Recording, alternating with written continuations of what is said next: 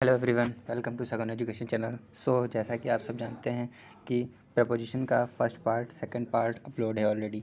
Preposition का third part में आज मैं ऑलराउंडर प्रपोजिशन तीनों कंप्लीट कर दूंगा, जिससे आपकी इन्हांस हो जाएगी। प्रपोजिशन देखते ही प्रपोजिशन आप चैप्टर उठा लीजिएगा, ठीक है, कहीं से भी, और आप मेरे सारे कॉन्सेप्ट लर्न कर लो। उसके बाद कहीं भी क्वेश्चंस को आप कर लो, ठीक है। आपको खुद पता चल जाएगा कि मैंने कितना अच्छा और कितना बेसिक से आपका जो है कवर किया हुआ है, ठीक है। चलिए मैं स्टार्ट करता हूँ। आज फाइनल राउंड है एसएससी एग्जामिनेशन के लिए मोस्ट इम्पॉर्टेंट। पहला क्वेश्चन है एडॉप्टेड। एडॉप्टेड के साथ प्रपोजिशन हमेशा आती है टू। हमेशा याद कर लो कि एडॉप्टेड वर्ड कहीं भी आपको देखने को मिलेगा, एडॉप्टेड, ठीक है। तो इसके साथ प्रीपोजिशन क्या हम यूज़ करेंगे, टू का, ठीक है। Man easily gets adopted to a new environment, ठीक है। This is example that find. मैंने हर क्वेश्चन के साथ एग्जाम्पल को इंक्लूड किया है, जिससे आपको लगे कि हाँ इसका यूज़ होता भी है। ऐसा नहीं कि मैं फेक बना रहा हूँ वीडियो कि आपको लगे कि होता ही नहीं है सर, ऐसे ही पढ़ा रहे हैं, ये वो नहीं होना चाहिए। मैं नेक्स्ट स्लाइड पे आपको फोकस कराता हूँ।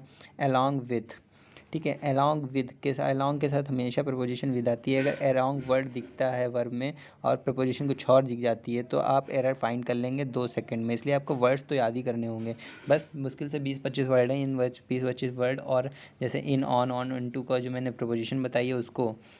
और अगर ये चीज़ कर लेते हैं तो आपका बेसिक लेवल अच्छा सा हाई हो जाएगा और आपकी स्टडी इन्हांस हो जाएगी। The prime ministers along with his intended the hall, ठीक है। तो विद का अलॉन्ग के साथ विद का यूज़ करेंगे, किसके साथ, अलॉन्ग के साथ हम प्रपोजिशन यूज़ करेंगे, विद का यूज़ करेंगे, ठीक। Got it. चलिए नेक्स्ट स्लाइड पे बढ़ता हूँ। एसोसिएटेड के साथ भी विद का यूज़ करेंगे, अलॉन्ग के साथ भी विद का यूज़ करेंगे। He had long been associated with the organisation before the retent, ठीक है। Next slide. एवरेज, AVERSE के साथ टू का यूज़ करेंगे, ठीक है। I am average to drinking, average to drinking. जैसे कि एवरेज के साथ टू यूज़ करें, किसी से नफ़रत का एवरेज वर्ड होता है, नफ़रत से जो है किसी चीज़ को यूज़ किया जाता है तो उसमें हम एवरेज का यूज़ करते हैं। किसी चीज़ का नफ़रत, किसी चीज़ के साथ नफ़रत करना, जैसे I am average Red Bull, average to Red Bull. To average word आ गया, रेड बुल, मैं रेड बुल से नफरत करता हूँ, तो एवरेज टू के साथ लगेगा। नेक्स्ट स्लाइड पे बढ़ता हूँ। बिलीव के साथ इन लगता है, बिलीव के साथ हमेशा लगता है believe. I believe in God, I believe in friends, I believe in mom and dads. Fine.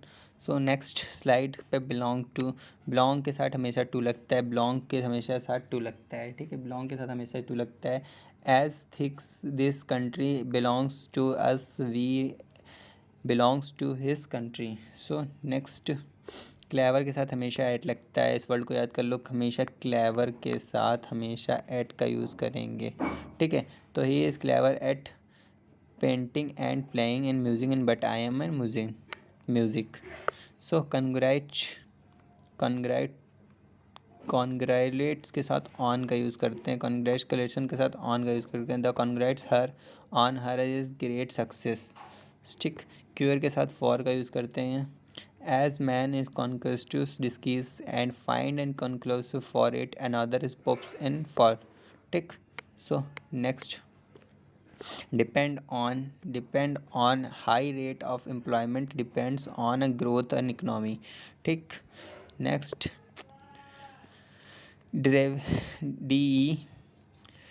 DER derivative word के साथ फॉर्म का यूज़ करेंगे, ठीक है।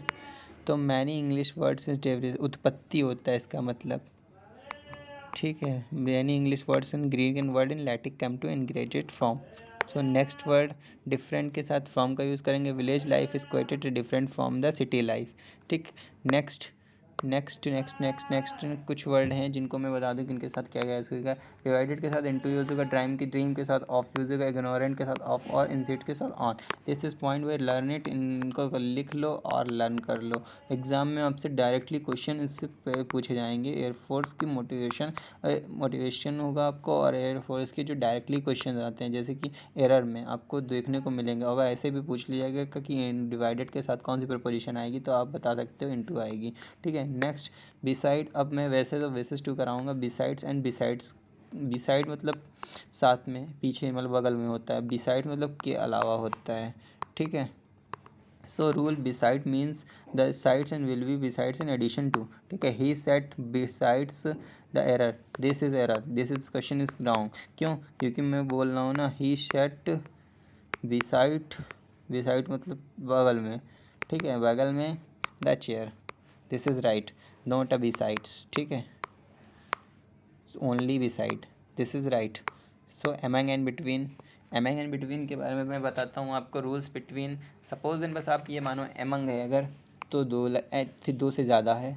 ठीक है, और अगर बिटवीन है तो दो से कम है। ठीक है, दो ही रहेगा, दो से ज़्यादा नहीं होगा। ये बेसिक रूल है, इस पर अच्छे से फोकस करो, क्योंकि यही मेरे हिसाब से तो यही होता है जो मेरे कैलकुलेशन के हिसाब से अच्छा आपको समझ में आएगा। जैसे you have to choice among tea of the coffee, मुझे टी और कॉफ़ी में चॉइस करना है तो एमंग की कोई ज़रूरत ही नहीं है। दिस इज़ बिटवीन, मुझे तो दो चीज़ में चाहिए, मुझे कॉफ़ी चाहिए या टी चाहिए, तो मैं बिटवीन से लगा के दो चीज़ की तुलना कर सकता हूँ।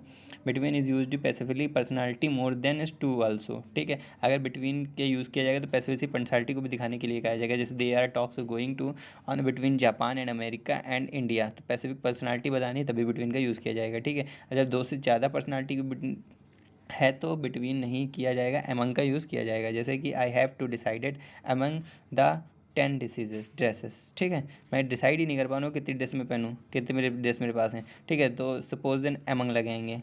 ठीक है, I have to decided everything. So next slide पे बढ़ता हूँ, आई होप क्लियर हो गया हो एमंग टू। अब ऑफ एंड उफ का क्लियर, ऑफ एट उफ का क्लियरेशन देख लो।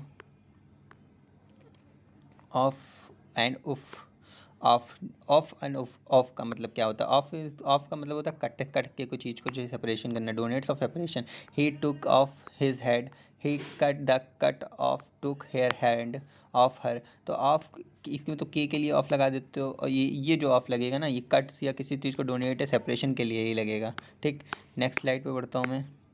अब इंस्पायर के साथ ऑफ लगती है प्रपोजिशन, डिस्पाइट के साथ कोई प्रपोजिशन नहीं आती है। ठीक है, अब इस चीज़ को आप याद रखिए कि जैसे डिस्पाइट को मैं एग्जांपल दे दूँ, जैसे डिस्पाइट ऑफ बेड, जैसे suppose then despite of bad weather he want to school.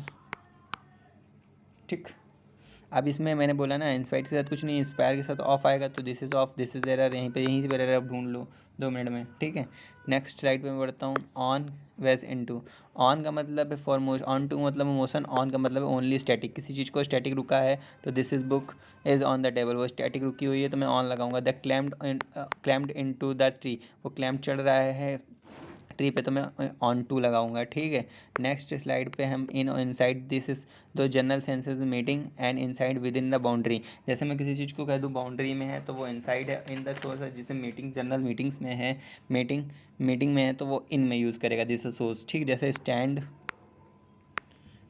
Inside uh circle तो मैं इनसाइड लगाऊंगा। ठीक है, वैसे मैं इनसाइड नहीं लगाता। नेक्स्ट स्लाइड की ओर भी बढ़ता हूँ मैं। Die and die from, dies disease का मतलब है तो ऑफ लगेगा, डाई है, फ्रॉम रीज़न से मरा है तो फ्रॉम लगेगा। ही डाइड ऑफ कैंसर होगा यहाँ पे कैंसर। ठीक है, गलत हो गया है कैंसर, अगर कैंसर से मरा है तो डाई ऑफ, अगर किसी रीज़न से मरा है तो डाई फ्रॉम। ठीक है, this is point be noted, ये क्वेश्चन एग्जाम्स में पूछे जाते हैं, आप इस चीज़ को याद रखो। फिर मैं कह रहा हूँ डिसीज़ से मरा है तो ऑफ, रीज़न से मरा है तो फ्रॉम। ठीक है, नेक्स्ट स्लाइड।